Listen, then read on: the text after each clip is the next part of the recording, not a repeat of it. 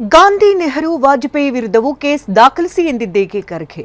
ಮಾರಕಾಸ್ತ್ರವನ್ನು ತೋರಿಸಿ petrol bunk ಸಿಬ್ಬಂದಿ ಬಳಿ 34,000 ದೋಚಿದಂತ ಖದೀಮ ಲಾಕ್. ಉತ್ತರಾಖಂಡದಲ್ಲಿ ಭೀಕರ ಪ್ರವಾಹ, ಒಂದೊಂದು ದೃಶ್ಯವೂ ಭೀಭತ್ಸ. ಈ ಸುದ್ದಿಗಳನ್ನು ನೋಡೋಣ ದೇಶ ವಿದೇಶ ನ್ಯೂಸ್ ಟಾಪ್ನಲ್ಲಿ.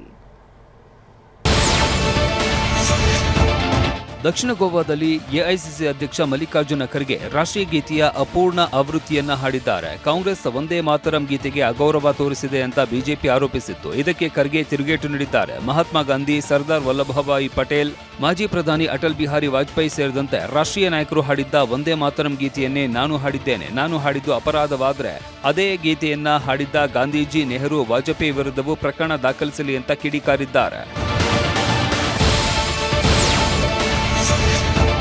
ಉತ್ತರ ಪ್ರದೇಶದಲ್ಲಿ ಆಹಾರ ಇಲಾಖೆ ಅಧಿಕಾರಿಗಳು ಭರ್ಜರಿ ಕಾರ್ಯಾಚರಣೆ ನಡೆಸಿದ್ದಾರೆ. ಮಥುರಾದಲ್ಲಿ ಕಲಬೆರಕೆ ಹಾಲು ಮತ್ತು ಪನ್ನೀರ್ ತಯಾರು ಮಾಡ್ತಾ ಇದ್ದ ಘಟಕದ ಮೇಲೆ ದಾಳಿ ಮಾಡಿದ ಅಧಿಕಾರಿಗಳು 2,000 ಲೀಟರ್ ಹಾಲು ಮತ್ತು 500 ಕೆಜಿ ಪನ್ನೀರ್ ನಾಶ ಮಾಡಿದ್ದಾರೆ. ಮಧ್ಯಪ್ರದೇಶದ ಇಂದೋರ್ನಲ್ಲಿ 40 ಕೋಟಿ ವೆಚ್ಚದಲ್ಲಿ ಕಳಪೆ ಕಾಮಗಾರಿ ನಡೆದಿದೆ. ಸ್ಮಾರ್ಟ್ ಸಿಟಿ ಯೋಜನೆ ಹೆಸರಿನಲ್ಲಿ ನಿರ್ಮಿಸಿದ್ದ ರಸ್ತೆ ಬಿರುಕು ಬಿಟ್ಟಿದೆ.